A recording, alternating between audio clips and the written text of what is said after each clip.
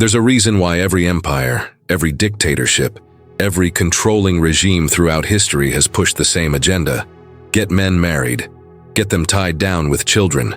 Get them invested in property and domestic concerns.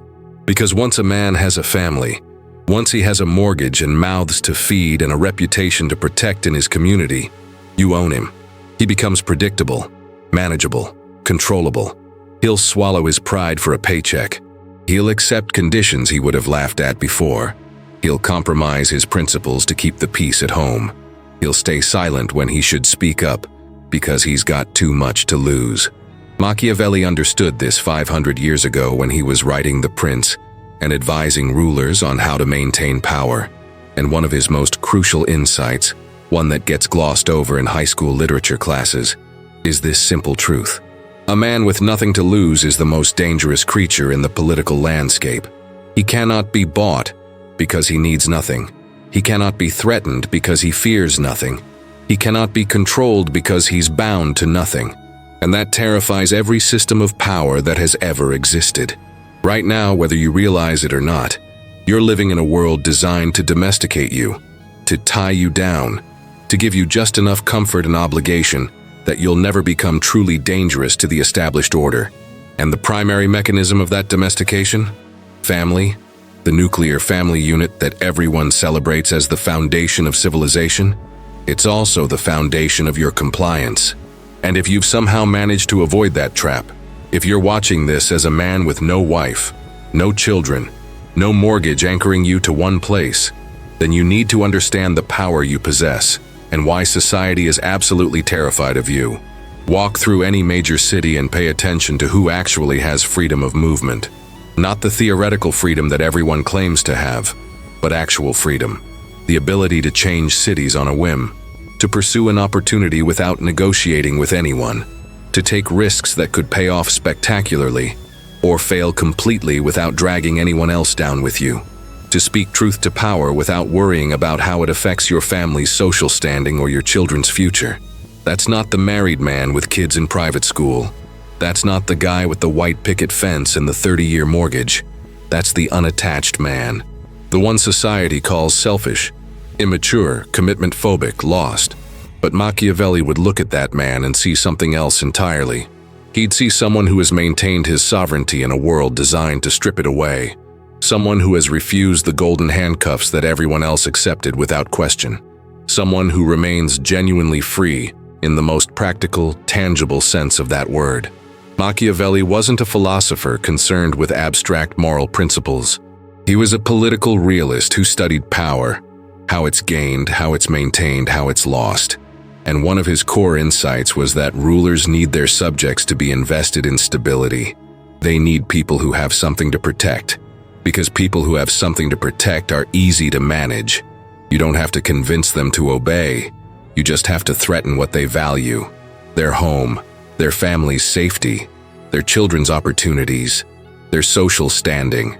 Modern governments have perfected this approach. They don't rule through naked force anymore, except as a last resort. They rule through creating a population of stakeholders, people who have been given just enough property, just enough comfort, just enough status that they're terrified of losing it.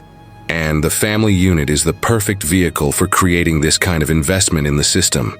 Once you've got a family, you need the system to function. You need the economy to be stable so you can keep your job. You need the schools to operate so your children can be educated. You need the medical system to be accessible. You need law and order maintained. You become a defender of the status quo not because you believe in it philosophically, but because your family's well-being depends on it. But here's what's fascinating about our current moment in history. More men than ever before are opting out of this traditional path. Not because they can't find partners, though that's the story society likes to tell, but because they're doing the math and realizing that the deal being offered isn't worth it. They're looking at the divorced men they know who see their children every other weekend and pay most of their income in alimony and child support. They're watching their married friends lose themselves piece by piece, gaining weight, giving up hobbies, existing primarily as providers rather than as fully realized human beings. They're observing how marriage and family constrain possibility, how they turn adventurous men into cautious men, how they transform risk-takers into risk-avoiders. And they're making a different choice. They're choosing to remain unencumbered. And the system absolutely hates this. Because men who opt out of family formation don't just affect themselves. They affect the entire social order. They're not generating the next generation of workers and consumers and taxpayers. They're not taking on debt to buy houses in the suburbs. They're not working themselves to death climbing corporate ladders to provide for families.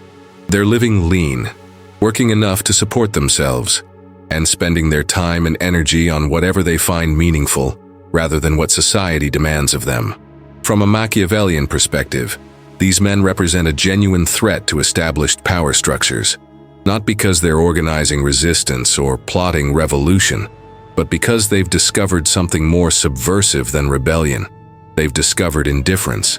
They simply don't care enough about what the system offers to play by its rules. Think about how the Roman Empire handled this exact problem. When Roman men started avoiding marriage, when they preferred the freedom of bachelorhood to the burdens of family life, what did the empire do? They didn't just culturally shame these men, though they did plenty of that. They passed laws. The Lex Papia Poppaea under Augustus created legal penalties for unmarried men and rewards for married men with children. They couldn't allow men to opt out because the empire needed families. It needed generational continuity. It needed citizens invested in Rome's future. It needed men who could be controlled through their obligations. And when you look at modern society, you see the same pattern. Tax structures that penalize single people and reward families. Social narratives that portray unmarried men as defective or dangerous.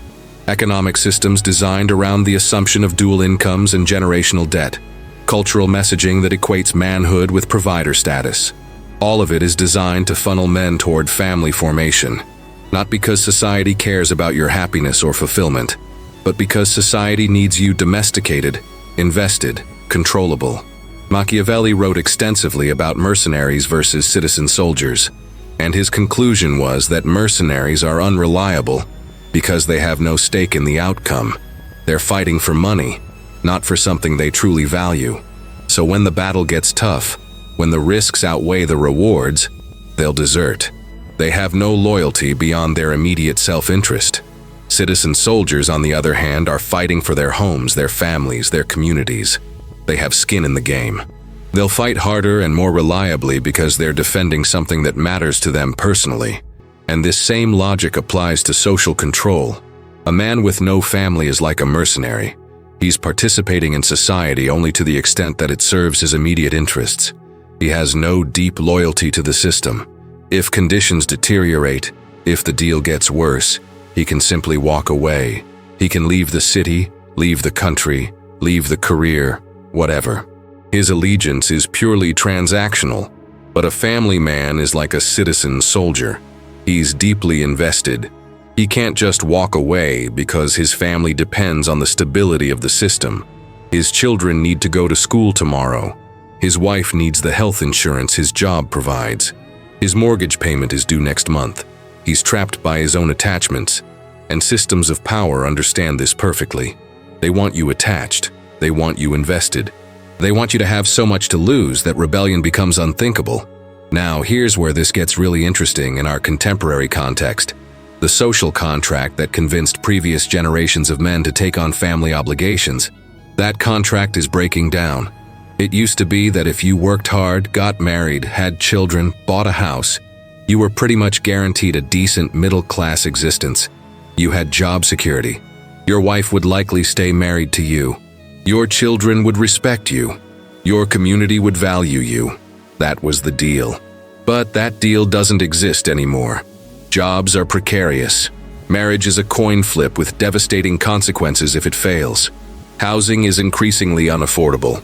The respect and authority that used to come with being a husband and father has been systematically dismantled. So men are looking at this broken contract and saying, why would I sign up for this? Why would I take on enormous obligations and responsibilities in exchange for benefits that may not materialize? And the answer is, they shouldn't, at least not from a rational self-interest perspective, which is exactly what's happening. Marriage rates are plummeting. Birth rates are collapsing. And the men who are opting out aren't doing it because they're broken or immature. They're doing it because they've run the numbers and realized that the traditional path is a bad bet. Machiavelli famously wrote that it is better to be feared than loved if you cannot be both, and he was talking about rulers maintaining power over their subjects. But flip that dynamic around and think about it from the subject's perspective. What makes a subject dangerous to a ruler? What makes someone impossible to control? It's not being loved. Loved subjects can still be manipulated through their affections, through their desire to please, through their emotional attachments. And it's not even being feared necessarily. Fear can be used as a tool of control. No. What makes a subject truly dangerous is being neither loved nor feared, but simply indifferent. When you don't need the ruler's approval, and you don't fear the ruler's punishment, you're outside the normal mechanisms of control. And a man with no family, no mortgage, no career he's desperately clinging to, no reputation he's trying to protect, that man is dangerously close to complete indifference toward the systems that govern society. He might follow the rules out of convenience, but if the rules become inconvenient enough, he'll ignore them. And there's very little society can do about it because he has nothing worth taking. Let me paint you a picture of what this looks like in practice. Imagine two men working at the same company. Both are equally competent. Both recognize that their employer is demanding unreasonable hours, cutting benefits, treating employees poorly. The first man has a wife, 3 kids, a mortgage, car payments, and all the associated debt and obligations of family life. He's making good money, but most of it is already allocated before he even sees it. He needs this job. When the employer demands he work weekends, he complains to his wife, but he does it. When they cut his benefits, he's angry, but he accepts it. When they pass him over for promotion in favor of someone less competent but more compliant, he swallows his pride and keeps working. Because what's his alternative? He can't afford to quit. He can't afford to make waves. He's got too many people depending on him. The second man has none of these obligations. He lives simply. His expenses are low. He saved money precisely so he wouldn't be dependent on any single employer. When the company starts making unreasonable demands, he pushes back. When they insist, he quits. Just walks away, finds another job, or takes 6 months off to travel or starts a small business or whatever. The point is, he has options. He has mobility. He has freedom. And from the employer's perspective, from the system's perspective, this second man is a problem. He can't be leveraged. He can't be controlled through the normal mechanisms.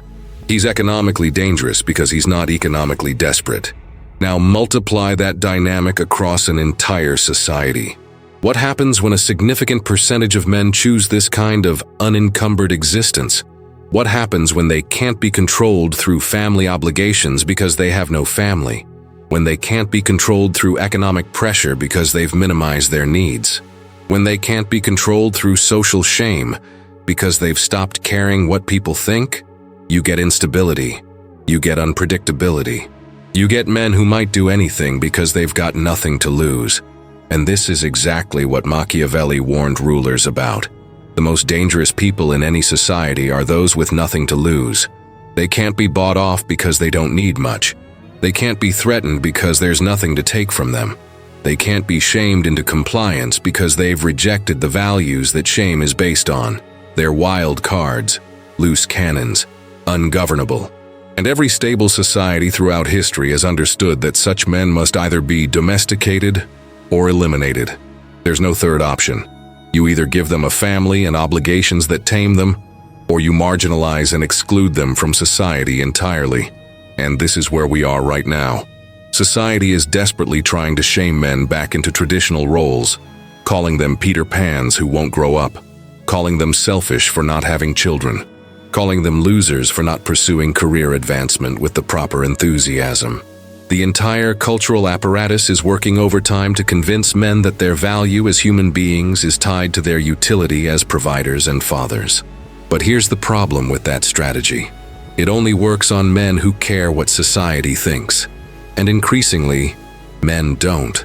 They've watched previous generations sacrifice everything for families that fell apart and careers that chewed them up and spit them out. They've seen the deal. They know what's being offered, and they're walking away from it, not angrily, not as a protest, just calmly opting out because the math doesn't work in their favor. And there's something absolutely Machiavellian about that, about recognizing that you're being offered a bad deal and simply declining to accept it, about understanding that all the social pressure and cultural messaging is designed to benefit the system, not you, about choosing freedom over approval, about valuing your own sovereignty more than society's validation. Machiavelli understood that power is always about controlling resources and controlling people, and the way you control people is by making them dependent on you for their livelihood, dependent on you for their safety, dependent on you for their status. Create that dependence and you can extract compliance, but you cannot create dependence in someone who has deliberately minimized their needs, who has chosen simplicity over accumulation, who has prioritized freedom over comfort. Such a person slips through all the normal mechanisms of control. They're like water, impossible to grasp, impossible to contain. And this is why minimalism, voluntary simplicity, these aren't just lifestyle choices. They're political acts. They're refusals to participate in the systems of control that govern most people's lives. When you need very little, when you can be satisfied with modest means, when your happiness doesn't depend on consuming products or climbing hierarchies or impressing others, you've broken free from the primary mechanisms through which modern capitalism and modern government maintain control over populations. And here's something crucial that most people miss when they think about freedom and control. It's not actually about the government kicking down your door or some dramatic confrontation with authority. That's the Hollywood version. Real control is much more subtle. Real control operates through making certain choices seem irrational or irresponsible, through creating social and economic structures where the path of least resistance leads exactly where the system wants you to go. Nobody forces you to get married and have kids. Nobody forces you to take on a massive mortgage. Nobody forces you to pursue a high-stress career that destroys your health. You choose these things, but you choose them in an environment that has been carefully constructed to make those choices seem like the only reasonable options. The bachelor who lives simply and works modestly, he hasn't broken any laws.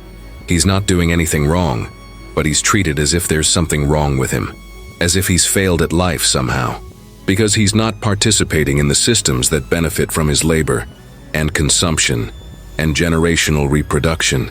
He's not creating the next generation of workers and consumers. He's not taking on debt that banks profit from. He's not working himself to death to climb a corporate ladder. He's just living for himself, and that's presented as selfish, as immature, as a failure to launch. But Machiavelli would recognize this for what it is. It's propaganda designed to protect the interests of the powerful by convincing individuals to act against their own interests. Let me tell you what Machiavelli observed about principalities versus republics. In a principality, ruled by a prince, the population is divided into those who benefit from the prince's rule and those who don't. The prince maintains power by rewarding loyalty and punishing disloyalty. But here's the key insight. The prince's power is always vulnerable because it depends on individuals. If key supporters turn against him, if his mercenaries desert, if influential families withdraw their backing, his power crumbles. A republic is different.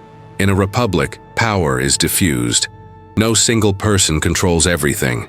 The population is invested in the republic itself, not in any individual leader.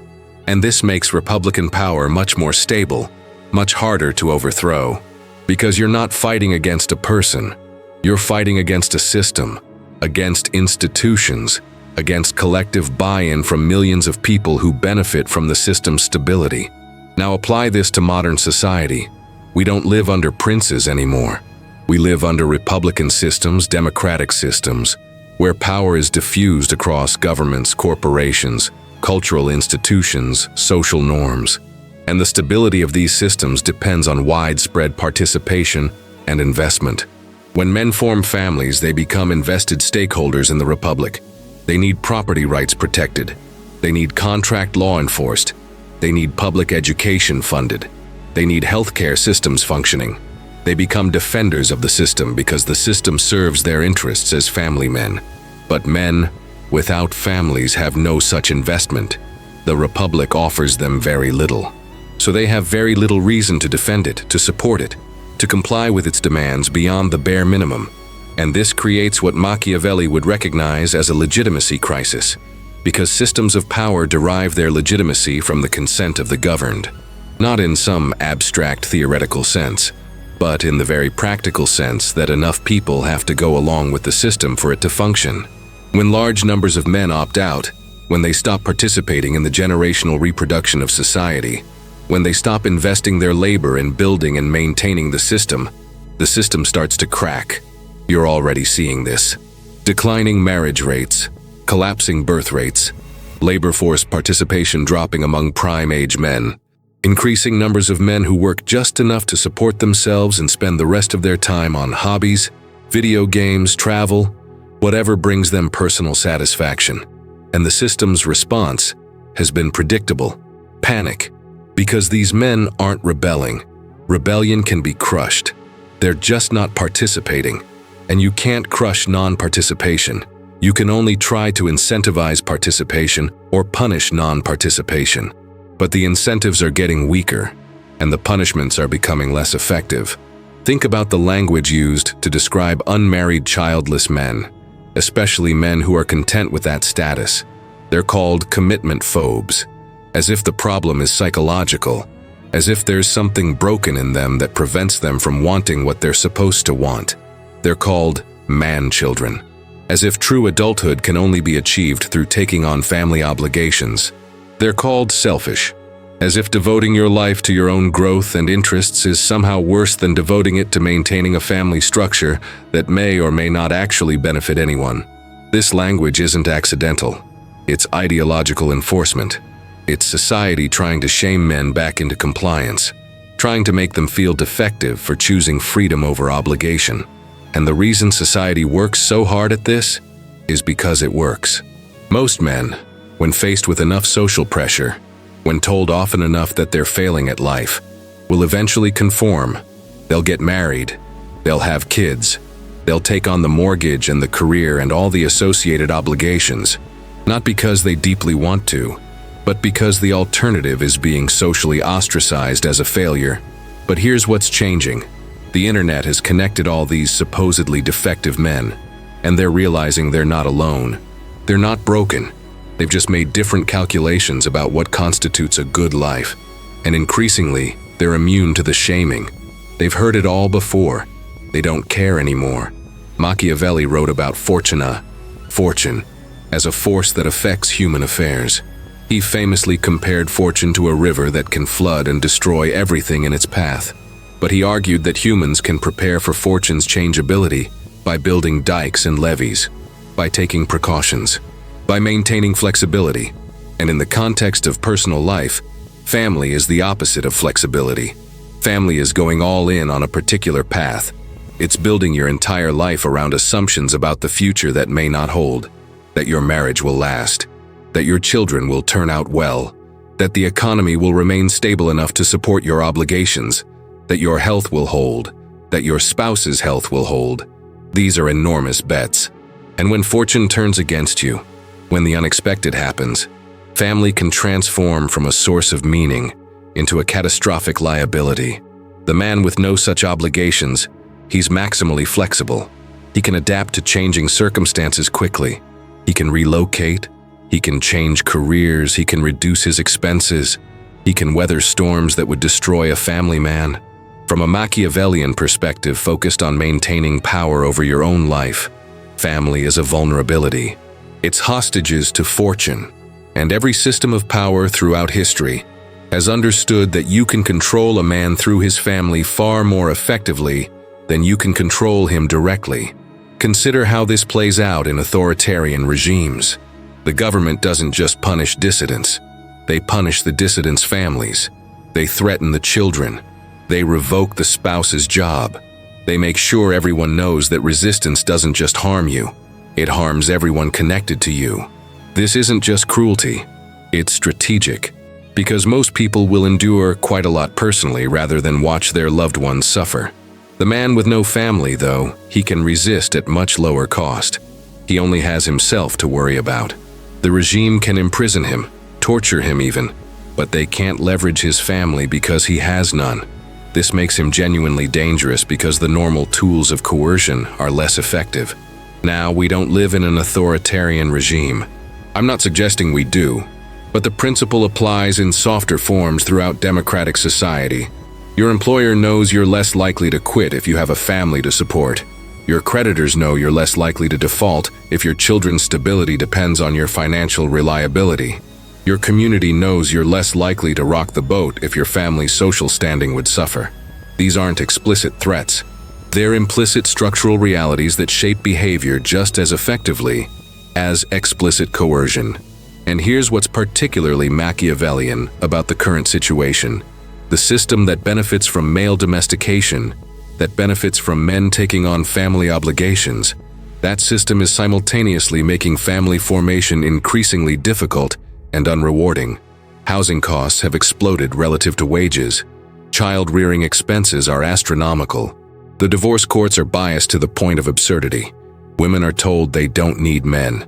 Children are taught that traditional masculinity is toxic. Men are working harder than ever while real wages stagnate. And then society turns around and asks why men aren't enthusiastically signing up for marriage and fatherhood. It's almost comical. The deal has gotten worse and worse while the pressure to accept it has gotten more and more intense. From a game theory perspective, the rational move is obvious. Don't play. And increasingly, that's exactly what men are doing.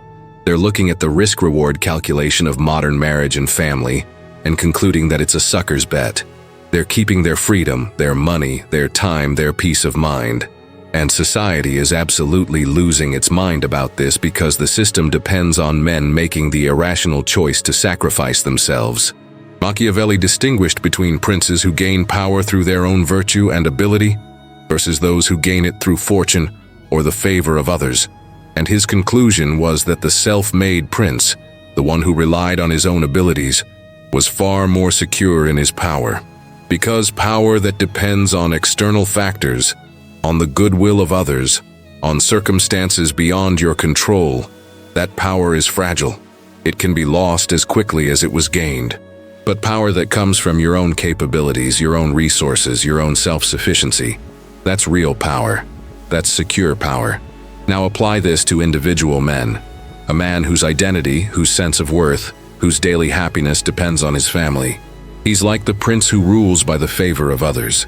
His power, his contentment, is hostage to factors beyond his control. His wife's mood, his children's behavior, the stability of his marriage, the health of family members. He's built his entire psychological edifice on foundations that could crack at any moment. The man who has built his identity on his own capabilities, his own interests, his own self-developed sources of meaning and satisfaction, he's far more secure. His well-being doesn't depend on anyone else's cooperation. He's self-contained, self-sufficient, and therefore genuinely powerful in a way the family man can never be. Let's talk about the concept of virtue that Machiavelli discussed extensively. Virtue doesn't translate neatly to English virtue. It's more like capability, excellence, strength, the ability to shape circumstances rather than be shaped by them. And Machiavelli argued that successful leaders needed tremendous virtue to overcome fortuna and achieve their goals. In the context of individual men, what does virtue look like?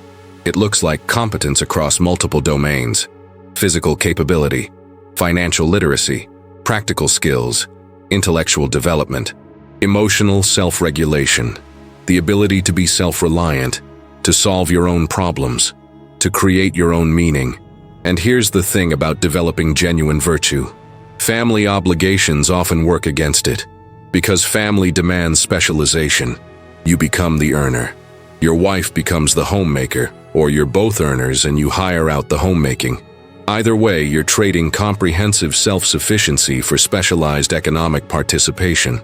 You're becoming dependent on the system, on your job, on various services and institutions that your family needs. The unmarried man has both the time and the necessity to develop broad competence. He has to cook for himself, so he learns to cook. He has to manage his money, so he becomes financially literate. He has to maintain his living space, so he develops practical skills. He has to create his own social life, so he develops social skills. He becomes, almost by necessity, a more complete human being, more capable, more self-reliant, more genuinely powerful in his ability to handle whatever life throws at him. And this comprehensive competence creates what Machiavelli would recognize as anti-fragility before that term even existed. The family man is fragile. His entire structure depends on nothing going wrong, on his job continuing, on his marriage lasting, on his health holding, on his children being healthy. Break any one of those links and the whole structure can collapse catastrophically. The self-sufficient unmarried man is anti-fragile. Problems make him stronger. He loses a job. He finds another. Or he leans on the skills he's developed. Or he reduces expenses he wasn't that attached to anyway. A relationship ends. He's disappointed maybe, but his whole identity isn't wrapped up in being someone's husband. His entire life doesn't implode. Economic crisis hits. He's been living lean anyway. He adapts. This is real resilience, real power.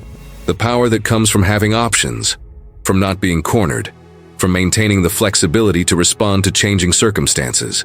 And every system of control hates this because resilient, flexible, self-sufficient men are impossible to control. You can't threaten them effectively because they've already minimized what they have to lose. You can't bribe them effectively because they don't need that much. You can't manipulate them through their families because they have none.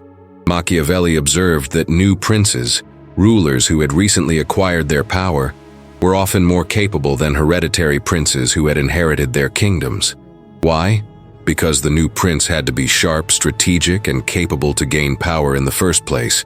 The hereditary prince just had to avoid screwing up what he'd inherited. And this maps onto men and family perfectly. The man who chooses to remain free, who deliberately opts out of the traditional path, he has to be capable. He has to develop himself. He can't coast on social approval or follow a script that everyone else validates. He's swimming against the current. He's building a life that society doesn't really support. That requires genuine capability, genuine virtue. The man who just follows the standard script, gets married, has kids, buys a house. He's like the hereditary prince. He's doing what's expected, following the path of least resistance. And often, because it's easy, because it's supported, he never develops real capability, never builds real resilience. He outsources his psychological well-being to his family, his sense of purpose to his role as provider, his identity to his social status as husband and father. And when any of that gets disrupted, he falls apart because he never built a self-sustaining core. Now let's address something directly because I know what some of you are thinking. This sounds incredibly lonely. This sounds like a recipe for isolation and meaninglessness. And I'm not going to lie to you and say there aren't costs to remaining unattached. There are. Human beings are social creatures. We need connection. We need intimacy. We need to feel like we matter to someone. But here's what Machiavelli would tell you. There are different kinds of power and different kinds of vulnerability. And you have to choose which trade-offs you're willing to accept. The family man has connection, but he's vulnerable through that connection. He can be controlled through it. His freedom is constrained by it. The unattached man has freedom, but he has to work harder to create meaningful connection because he can't just default to family as his entire social world. Neither option is objectively better. They're different strategic choices with different costs and benefits. What matters is making that choice consciously, understanding what you're trading, rather than just sleepwalking into family because that's what you're supposed to do. And here's something crucial. Remaining unmarried and childless doesn't mean being alone. It means being selective about your connections. It means building relationships based on genuine affinity rather than legal obligation. It means creating a social world that enhances your life rather than constraining it. Machiavelli wrote about the difference between being loved and being feared.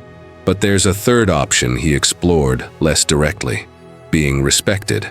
Respect comes from competence, from capability, from being someone who adds value to any situation. And you know what's interesting? Family men often command less respect than they think they do. They're often taken for granted, expected to provide, expected to sacrifice, expected to put everyone else first.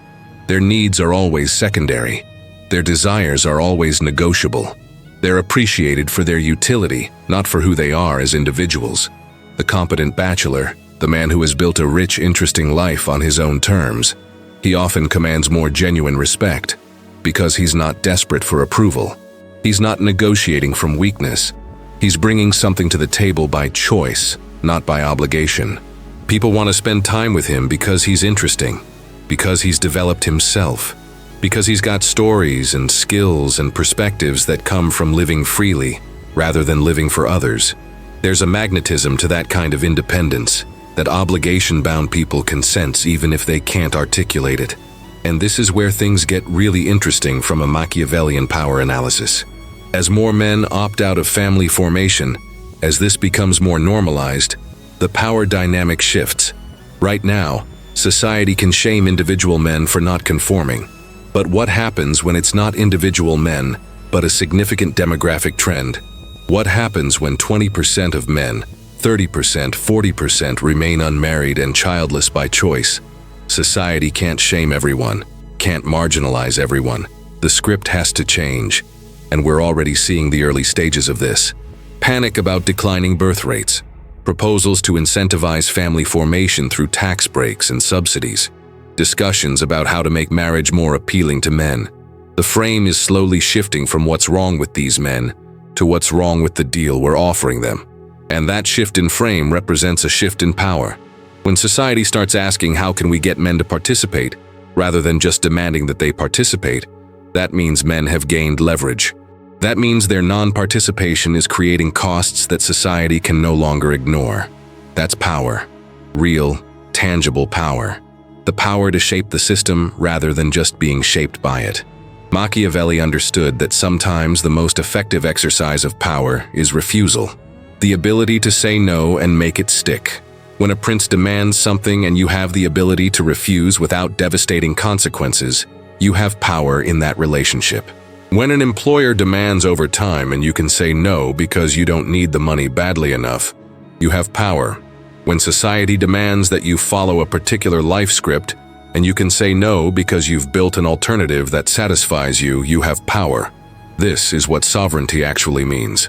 Not the theoretical sovereignty that everyone claims to have, but the practical sovereignty that comes from being genuinely able to refuse demands without catastrophic consequences. And family obligations destroy that sovereignty. They make you unable to refuse, unable to walk away, unable to say no to demands you find unreasonable. The man with no such obligations maintains his sovereignty. He can refuse, he can walk away, he can say no. And that ability is worth more than all the supposed benefits of family combined. Now I want to bring this full circle to where we started, but deeper. Why are men with no family impossible to control? Because control operates through leverage, through having something the person values that you can threaten or promise to provide. And the man who has minimized what he needs, who has built his identity and happiness on foundations that can't be taken away, who has no dependence, whose well-being can be used as leverage against him.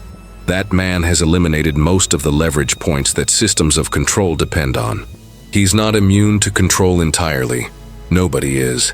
But he's vastly more resistant to it than the family man. And in an era of increasing institutional dysfunction, increasing economic instability, increasing social breakdown, that resistance is becoming more valuable by the day. The family man needs things to keep working, needs institutions to keep functioning, needs the economy to stay stable. The unattached man can weather much more chaos because he's already minimized his dependencies. He's already simplified his needs. He's already built flexibility into his life.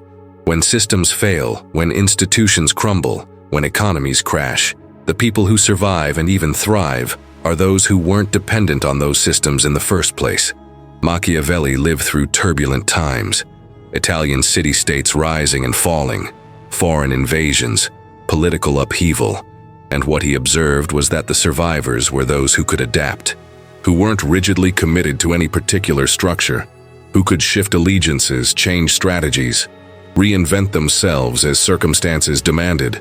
The man bound by family obligations cannot easily adapt. He's locked into supporting his dependents, locked into maintaining stability for them, locked into whatever system currently provides his livelihood. He's rigid, and rigidity is fatal when circumstances change rapidly. The unattached man is fluid, adaptive. He can change locations, change careers, change lifestyles as needed. He's optimized for survival in uncertain times, and we're living in increasingly uncertain times. The stable career trajectory is dead. The guaranteed pension is gone. Geographic stability is becoming a luxury. Social institutions are fracturing. The old certainties are dissolving. And in this environment, the strategic advantage goes to the flexible, the unencumbered, the mobile. Goes to the men who saw this coming and refuse to lock themselves into obligations that assume a stability that no longer exists. So, here's what I want you to understand. Whether you're currently on the traditional path, or you've chosen something different, power isn't just political. It's personal. It's about having control over your own life, about being able to make choices that serve your interests, rather than just serving someone else's agenda. And family, for all its advertised benefits, is one of the primary mechanisms through which individuals lose power over their own lives, through which they become controllable, predictable, exploitable. That doesn't mean family is always wrong or that everyone should avoid it. It means you should go into it eyes open, understanding what you're trading away, making a conscious strategic choice rather than just following the script you've been handed. Because once you take on those obligations, once you've got people depending on you, once you've built a life that requires institutional stability to function, you've traded your sovereignty for security. And in our current world, that security is increasingly illusory, while the sovereignty you've traded is more valuable than ever. I want to hear from you right now. Drop a comment with this exact phrase: I choose sovereignty over security. Not just for the engagement, though I appreciate it, but because stating it publicly, even in a YouTube comment, is a small act of declaration. It's you acknowledging that you see the trade-off, that you understand the game being played, that you're making conscious choices rather than sleepwalking through the script. So do it now. Write "I choose sovereignty over security" in the comments. Let that be your stake in the ground. And subscribe to this channel because we're going deeper into these uncomfortable truths that most people are too afraid to discuss. We're exploring the mechanics of power, freedom, and control that operate beneath the surface of everyday life. We're questioning every assumption society hands you about how you should live. Hit that like button, because creating content that challenges sacred institutions, that questions narratives everyone else accepts without thinking, that takes courage, and your like tells me there's an audience for genuine philosophical depth. What's coming next will challenge everything you think you know about ambition, success, and what you're actually working toward. I'm going to show you how the thing you've been chasing your entire life is designed to keep you perpetually dissatisfied, perpetually striving, perpetually under control. How the carrot dangled in front of you is attached to a stick you're carrying yourself. This next video will make you question whether everything you've achieved was actually worth achieving, or whether you've been running someone else's race this entire time. Make sure you're subscribed, because once you see it, you can't unsee it. Once you understand the mechanism, you can't go back to believing the narrative. And that knowledge, uncomfortable as it is the first step toward genuine freedom.